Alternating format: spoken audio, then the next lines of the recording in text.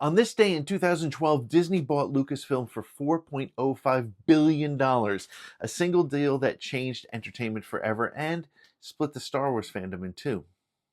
For years after Revenge of the Sith, the galaxy had gone kind of quiet. There were no new movies. And then, suddenly, hope returned. Disney promised a new era, a steady rhythm of films and shows, beginning with The Force Awakens in 2015. It felt like the saga had been reborn. But what really happened that day wasn't just a corporate acquisition, it was the transfer of a myth.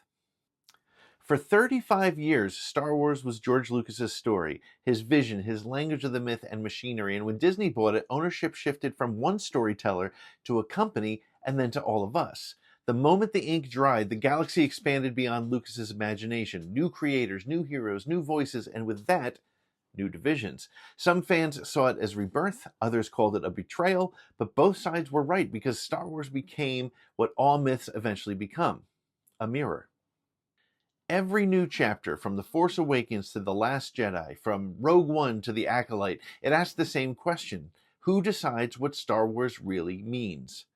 Some fans clung to the nostalgia, the idea that the original trilogy was sacred, untouchable, and others embraced reinvention, seeing The Last Jedi and Andor as sort of a necessary evolution. And that clash between tradition and change, something ancient appeared, the very thing that gives a myth its power, because when myths don't stay still, they grow. They're going to fracture, and they adapt to the people telling them.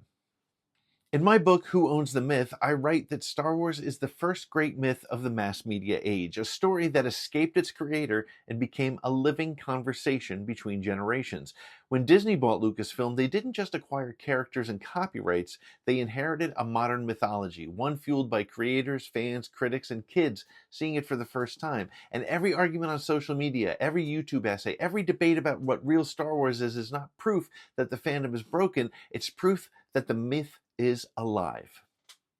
13 years later, we're still arguing, we're still feeling, we're still believing, and maybe that's the point, because a myth isn't meant to be owned, it's meant to be carried. Each of us holds a piece of it, shapes it, and passes it on.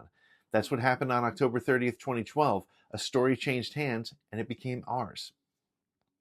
If you've ever wondered why Star Wars still inspires this much passion, even conflict, that's exactly what my book, Who Owns the Myth, explores. It's available now for pre-order at whoownsthemyth.com, because the real question isn't who bought Star Wars, it's who's keeping it alive.